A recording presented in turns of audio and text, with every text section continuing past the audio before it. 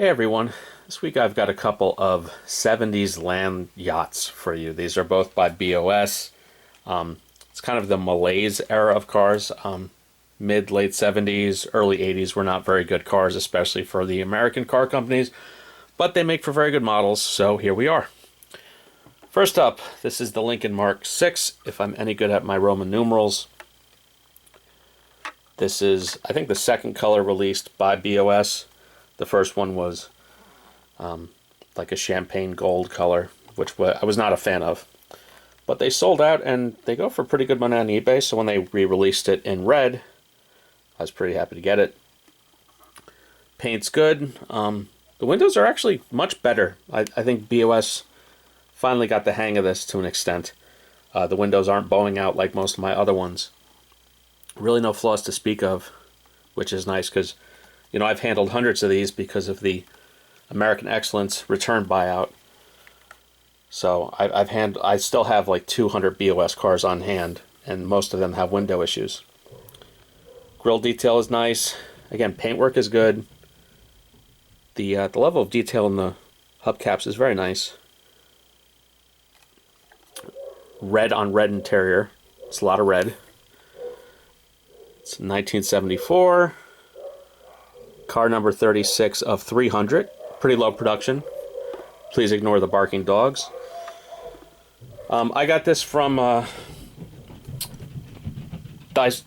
was it? Model Car World, which is a replacement for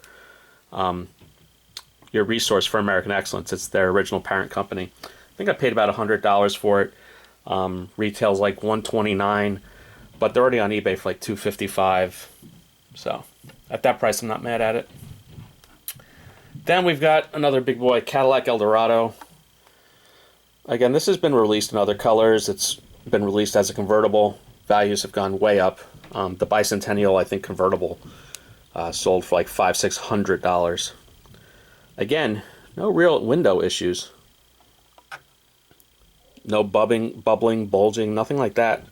You do glue the mirrors on after the fact, which I think is a good idea because I've opened 200, 300 of these that have broken off mirrors when you just allow it to glue it. Once you get it, you're fine.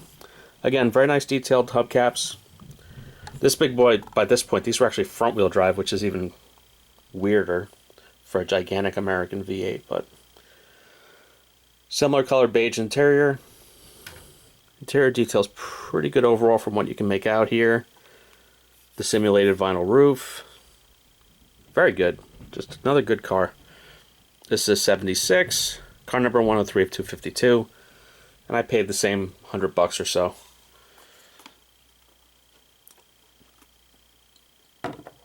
Their packaging, BOS has pretty much never changed their packaging. Just a black box. No pictures.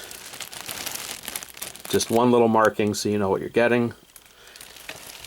Same with the other box. Use your imagination. It's basically the exact same. So, I don't know, two pretty neat cars that I've chased for a while on eBay for hundreds of dollars or more. So, I'm happy to have them as re-release in new, more interesting colors. So, that's it for this week. I'm still working on the basement and reorganizing and building. So, lots more to come. Everyone, please have a good one. Like and subscribe. Talk to you later.